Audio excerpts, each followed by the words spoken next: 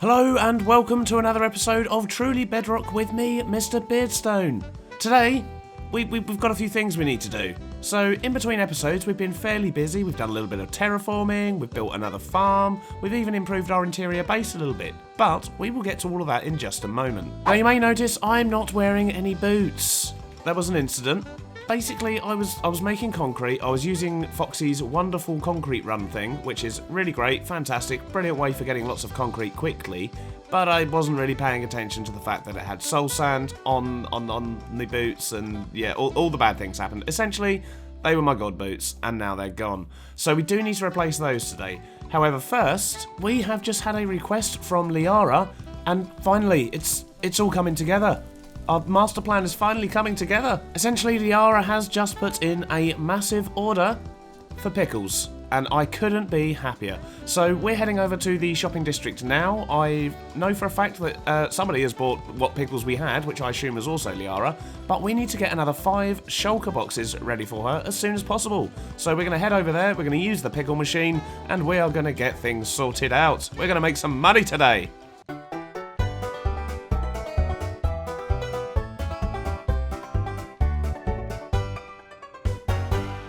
Oh, it's a miracle. See, look, we have actually already sold some pickles, which is fantastic. Not diamonds. We don't sell diamonds. We try to make diamonds and fail miserably most of the time. But as I said, we do need to make many pickles. So I think the best thing to do is to try and get up this ladder first off.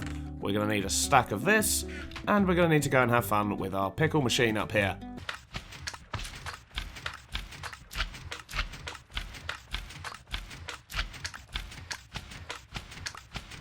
A short while and 6 stacks of bone blocks later, I've collected 6 shulkers of pickles for Liara. She only asked for 5 and we'll only charge her 5, but we'll chuck in the extra one just for her being our, well, basically I think probably our only customer. I think someone else bought some pickles from the pickle van once, but that was probably just out of pity, I think. So the next thing we need to do is to sort out our clothing situation, because as I did mention earlier, we used Foxy's concrete maker thing, which is basically a really fast way of making concrete. I'll show you in a moment once I've got some fresh boots, but I got a little bit carried away and I completely wore my boots into the they're dead, they're gone. So I need to make some new ones, and I'm fairly sure I've got some boots laying around. I just need to see if I've got some that have got the things on them that I want. I don't really want blast protection, so we'll get rid of that. So on searching through my stuff, I think we may actually have everything that we need, because I found some protection for some feather falling and some unbreaking boots, but I've also found a book with Depth Strider, I've got a mending book, and I've got Soul Speed 3. And I think that's everything I need. I don't think there's anything else, is there? Let's get these put together and see how we get on. And there we have it, a lovely set of boots. We did have to go get some more levels to make sure that we can actually get everything on there, because that was expensive. The last thing we need to do, of course, is to turn them into Netherright Boots, but conveniently we have plenty of ancient debris as a result of last episode's competition. I've just put them on, I did not mean to do that. If you haven't seen that, then do click the link up the top there and go check that out. So to turn these Netherite, we need a smithing table, which conveniently a lot of this floor is made out of, so let's do that and that, and there we go. It's as if we never had any problems and we always had the Netherite boots. So with that little problem solved and the pickles collected for Liara, which we'll probably try and drop off to her later on in the episode when she's available, because she's not online right now, we shall discuss what it is we're going to be doing today. So over the last few episodes, we've actually been doing a lot of work in here, which is our sort of farming area. So this is the top level, which I don't know if you've seen. You may have seen on stream if you've been keeping up with those, but I don't think I've shown this bit on video. But this is the top of the gold farm. And what we've been doing is adding additional farms into this unit. So between episodes, I have put in a pathway at the top. We even have an elevator now. So next time someone gets trapped in here with a trident, they won't feel the need to tag me. And then this is the room we had before, which is above the Cactus Farm. So this bubble vator goes between this floor here, which is somewhere in the middle, and also the bottom. But you may notice there's a new farm here. So if we go right down to the bottom now. Oh, geez, I haven't got used to this elevator yet. I'm not used to having more than... Oh, there we go. Oh, yeah. I normally have them a lot more separated than this. This is not going well. So down the bottom here, you've seen the green area, which houses our slime and cactus. You've also seen the sheep farm over here, where all the wool gets sorted. And over here is, of course, the gold farm. But now we've added this unit as well, which, as you can see from these blocks here, is for kelp. So we have 2 farms here, one on this side and one on this side. And I didn't want to use loads and loads of observers, so we've actually just got pistons that are hooked up to a hopper clock around the back, which is sort of in that wall there.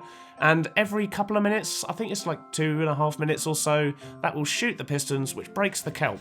Oh, there we go. Look at that. How's that for timing? What happens then is the kelp all flows to the top, and if we go up here and have a quick look, we can see it all flows across the top there and then drops down that chute into the hoppers and chests below.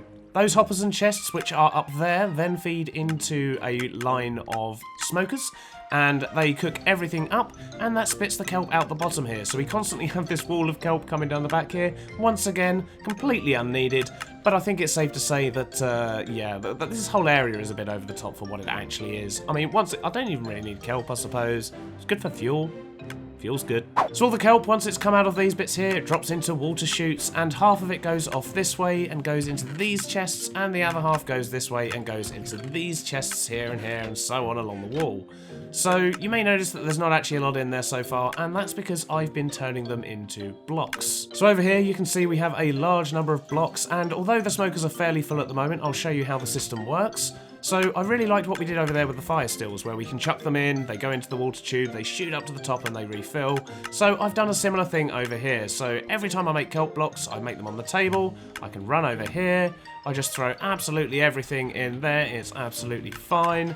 And that goes into a water chute, goes up, goes across and round the back of the smokers, and it fills up the smokers basically, and it fills up as much as it can, and then the rest of it carries on all the way round, and then deposits into this chest here.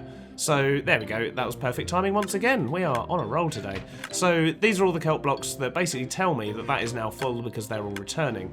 So overall, this is working really, really well. We have produced a lot of kelp. We've not even AFK'd here for that long, and we've got over a chest of kelp blocks once they all come back through, as well as the fact we've filled up 8 furnaces and 10 hoppers also with kelp ready to fuel. So yeah, good times, and yeah, it's very satisfying watching that go off, because they all go off one at a time in a sort of sequence, and yep, very cool, very cool. That's not all we've done, because with the addition of the lift and these glass walkways, we have this section here where we're going to be building our super smelter, and we also have a view into the gold farm, so when that's running you can actually watch all the pigmen go in and watch them drop down, all good fun and games. And through here, that's the corridor that leads back to the sort of main farming area that we had before. So if we quickly fly through, this is the old sugarcane farm and the sort of more rustic area, let's say, for now. The last thing we did in between episodes was this small farming area over here. So we've got lots of colour going on, and I wanted to kind of carry that through into this corridor. I know we did speak about putting in some big doors there that's going to sort of transition from the cave into here, and we're still going to do that, but we're just going to do it a bit further back. So what I've got here is just 4 single units for the 2 tall flowers, and we've got a loading system for the bone meal here, so it's, you know, it's fairly slow at loading, but it doesn't matter. We've already ran the machine once, we're probably never actually going to need to run it again, because we have lots and lots of flowers. And it's very straightforward, we just turn this on, and it shoots the bone meal at the plant, and it all gets collected by a hopper minecart, which is trapped inside that grass block, and it just feeds through to here. So we've got all the dye we could ever need from those colours, and I also want to put a sort of dye storage unit in here, which is part of what we're going to be doing today, because this corridor needs a lot of work. This is all looking nice and clean out here, ignore the roof, and I really want to get this entrance area working, so the transition from the cave into here is something I think I'd like to try and get complete today. But the problem with that is we need more white concrete, because we are burning through the stuff. And that means we need to go back over to Foxy's concrete maker run type thing, and that's where I broke my boots last time, so I'm going to make sure that I take a much smaller amount of white concrete powder with me this time, so I don't get carried away. So I've made a whole bunch of concrete, and what we're going to do now is head over to Foxy's concrete run thing, which is just over this way, and it's essentially, I think I can fit about 8.5, maybe 9 stacks of concrete in it at once, and then I just run back down it, but it's got soul speed to speed you up, but I run back down it, collect it all up, and yeah, that obviously eats through my soul speed boots when I'm there for half an hour. So I've just bought this amount of stacks, which I know is not going to be enough to break the boots, and here we are. This is the start of the run right here. So I'm just going to quickly dive in here, and I'm going to check if Foxy's online as well. He's not best pleased with me at the moment. You know I had that trident. Do you remember when we got tagged? We we got tagged with the trident thing. So, oh my god, he's literally just joined the game. Like, does he know I'm here or something? Like, this is... Okay, right, this is a little bit scary. Oh dear. Anyway, as I was saying, I did have the trident, and now Foxy has. He was not very pleased. So he thought that there was a gentleman's rule about not doing it on stream, and this is something I wasn't really aware of. And, well, I mean, most of the tags I've seen have been done on stream, so I thought it was absolutely fine. So he really wasn't expecting it, but he took it in jest in the end. It was fine, I'm sure it's fine, but the chances of him getting revenge on me are probably quite high. So, oh god, right, he's online, and I was planning on using this concrete run, so this may or may not go well.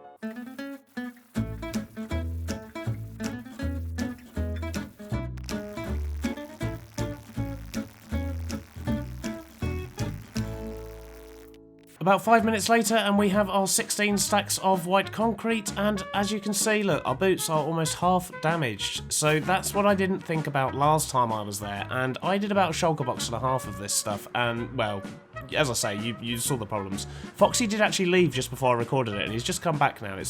I'm not sure what's going on there, and I've got some things not loading. Oh, there we go. Right, cool. So, yeah, we're going to head back to our base now, and we are going to make a start on that tunnel. The plan for now is just to get it kind of blocked out so that I can see what's there, essentially, and then I'm going to decide what to actually put in the tunnel, and I'm a little bit lost again. Is this my coastline? This looks like my coastline. Yep, there we go. There we go, it's gradually loading in, and we're home.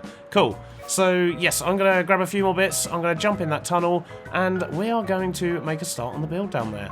I think the first thing I need to do down here is just to make the ceiling taller, because I definitely want to have this as a high-ceilinged corridor, so it's probably going to be about twice this height, if not a bit taller, and I also want to widen this corridor back to probably only about here or so, because I do want to have storage cabinets along these walls for the dyes, essentially, and then maybe also the coloured glass and then coloured concrete as well, just so we've got all the stuff that, you know, we're most likely to dye in one area, although we're probably going to need somewhere for terracotta if we do that as well, but we'll see how this goes, and we can actually push this back quite a bit further that way, so that's not a problem. Let's just get digging and see what we end up with. I've dug out the core of the tunnel, and the next thing for me to do is to lay some white concrete. So I've actually stashed loads of that over here in the bone meal box, which is the concrete we made earlier, plus a little bit extra I already had. And yeah, I think the plan here is going to be to put in on this side for now. I'm literally just going to put in a solid wall all the way down. We'll punch some lights into the wall as well to make sure the corridor is well lit, and we'll also just do white on the floor for now. I do want to make the floor look pretty cool and try and mix some stuff in, but until I get the bits in that we're putting on that side, I kind of want to wait to see how that's going to work. It's likely we're going to have something sort of running down the middle of the floor here on these two blocks, but I'm not entirely sure, because if I was to do that, I'll probably have to push these back, and yeah, I'm not entirely sure yet. We'll see how that goes. So for now, I'm going to get everything in on this side, and I'm also going to look at putting the storage in here for the dyes. So I think I might actually push it back an additional one, push it back to there. And what I'm going to use for the storage is actually probably going to be dyed shulker boxes, because that way I don't need to worry about having picture frames on or anything like that, and I can literally just put the shulkers directly onto the wall, and I think just a wall of colour there is going to look quite cool. So I'm just going to crack on and get that done, and I'll see you back here once I've got a bit more to show you. We've made some very good progress on the tunnel, and I've just been to grab myself lots and lots of coloured blocks, and look at that. That is looking better already. And what I've done is I've built in some storage on the side here, and that's for a very specific purpose, which we'll get to in just a moment. But to show you what I've done, so I've got my dye wall here, so this is literally just loads of dyed shulkers, and they're each going to have the different colours of dye in, but as you can tell from these two, we are actually lacking on black dye, but when it comes to orange and red and, well, what were the other ones? Yeah, basically these ones we've got loads of, which is marvellous. But we do, of course, need to get better sources for the rest of the dyes. We've got plenty of bones, we've got plenty of white dye, but we really do need to get hold of some black dye, some ink sacs. So, I don't know, I mean, maybe later on in this episode we'll build ourselves a fish farm, or squid farm I should say. It's kind of going to do both, but maybe that's something we really do need to do. And also, I've put in a few furnaces here, so the reason I've done this is because, of course, we are producing lots and lots of cactus over there, there, and that's mainly for the green dye. So we've got way too much cactus for that, by the way, just saying. But what I can do is just load up these with some green dye. I can then just load up fuel directly, and they'll just deposit into these white shulker boxes. The only reason they're there is because I wanted some storage that blended in a bit better. And yeah, I've got a few barrels there, and I think tied in with those, that works. But when there were full barrels there, it just looked a bit too much. So yeah, the white shulker boxes work a bit better for that, I think. So then we move on to these storage barrels here, and what we've got is we have 4 rows of 16 barrels, and this is for storing all of our wonderful colourful stuff. So the plan is to have a row for each different type of resource, but they'll be sorted by colour. So for example, here we'll have all of the black items, and that's going to be wool at the bottom just for the excess that comes out of the farm down the bottom, and then we're going to have concrete, glass, and also terracotta, and that way we can sort all 16 colours of these items. Now, there is one slight problem with that, in that obviously glass you can also get clear, and terracotta also comes in plain, and I've no idea what we're going to do about that yet, but we'll cross that bridge when we come to it. So the plan here is I'm actually going to sink these lights back a little bit more, and this tunnel will change over time, by the way. So this wall here, I do have plans for what's going to go on that side, but I'm not ready to reveal those just yet, and that will kind of involve me doing stuff with the floor, so I've just got temporary lighting down there for now. But I do quite like the way the ceiling is just...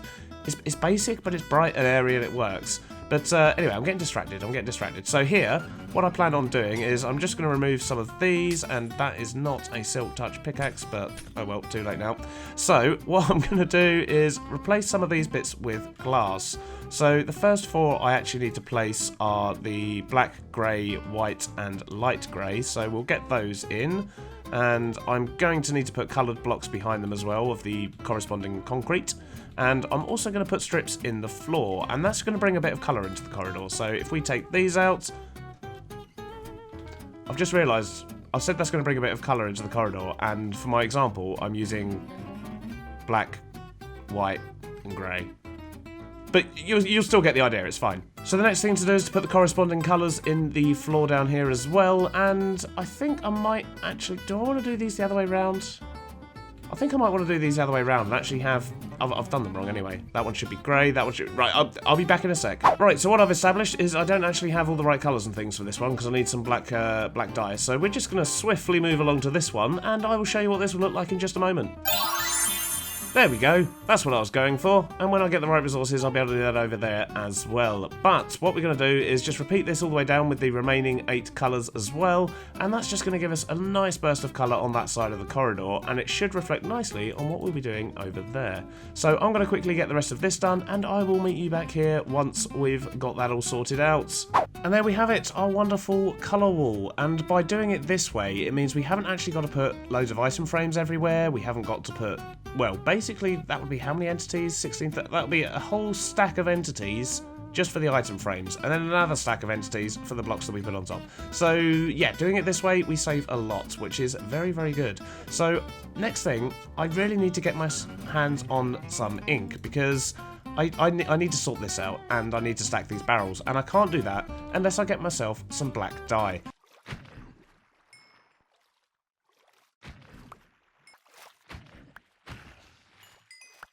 There we go, much better. This corridor is looking more complete now that we managed to get some black dye, and I've also added in a few white shulker boxes here so we can store all the uncoloured glass, such as this, and we've got some other ones that we can store terracotta in, and I've also added in some doors at either end. So these doors I've added are made from polished blackstone, and I've used grindstones on the side for chains, and I've just alternated the stairs so it looks like they can actually shut and lock in if they needed to, although they don't actually move, they're purely for looks. And I've got this little hole here because I need to get a couple more sea lanterns. I really shouldn't have broken those ones earlier without my Silk Touch, and then I wouldn't be in this predicament now.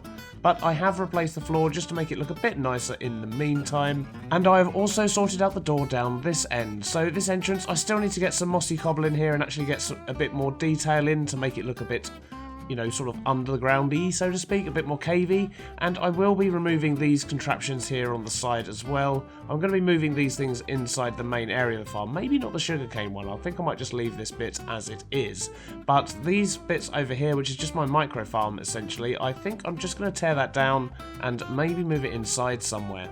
So the last thing I want to do is to head over to Chunktown because I have been informed that I've been left some mail in the post office, and I basically sort of stumbled across it on stream as well, and that sort of reminded me that it was there. So I've decided to not explore it on stream, and we're going to go and take a look at what that is now. So on arriving here, I can see that something seems to be happening around the beacons here, which is a little bit concerning because I'm aware that they can cause harm, but this is certainly new. This probably shouldn't be here. But that's not the reason we're here today. We're here to go to the post office, which is over here. And what even is going on? So there appears to be a crab here. So I can only assume that this is actually in reference to what's been going on the Truly Bedrock Discord, where Dadcraft was basically saying that his name keeps getting picked up by YouTube as Dead Crab. And now there's a crab outside his headquarters, so yep, I'm going to go with that tedious link. So here is the post office building, and as you can see, we have mail. And this is about as far as we got on stream. And yeah, Scam 4. This concerns me. So we're going to have a read of this book now and find out what this is about. And I probably should have emptied my inventory before we came here, but we'll sort that out in just a moment. Let's see what it says. Hey Beardy, I've helped Tizzy work on Scam 4. Head on over to 700-35 and you will see 4 towers with bubble vators going down to the scam. Bring 18 diamonds and follow the instructions once you get there. If you've not seen Tizzy scams from last seasons, then it's basically what it sounds like, but they don't come along often, so you should defo go do it. Thanks a bunch, Beardy. See you there. Well, I'm not sure how I feel about that. I mean, it literally says it's a scam, but I can't not do it. I've been invited. They've put all this effort in. They've written me a book. They've built something. I guess it's time to go grab some diamonds. So I've made my way to the coordinates, and I find myself at Tiz Tom's base, which if you haven't seen, you should definitely check out his videos. He's building an amazing Lego base here. I'll link to them above. And yeah, this appears to be the 4 towers I was told about. So we have some signs. SCAM, I would assume. Yep, scam, I see. And right, that looks like the up bubble vator, which means this is probably the down one. And here we are. So, okay, what's going on? Hey, Beardy, please read the book first. Okie dokie. Welcome to Scam 4. Using this machine, you are signing a contract to not go and unscam yourself by taking things back out of the machine. Please follow the instructions on the chest next. Enjoy the 4th scam. Okay, so what do we do now? If your name is Mr. B, then put 18 diamonds in the chest all at once. Okay then.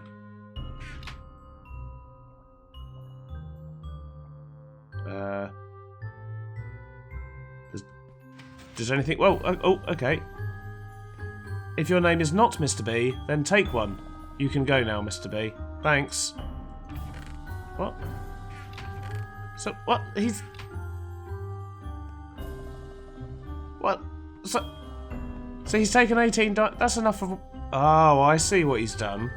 Oh, right, I see. I see. Like that is it, Tiz Tom? Like that is it? So he's taken 1 diamond. That's 1 for every player on the server.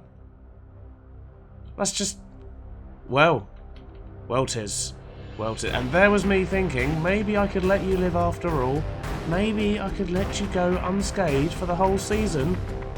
And now you've done this. Oh, you're going to pay, Tiz.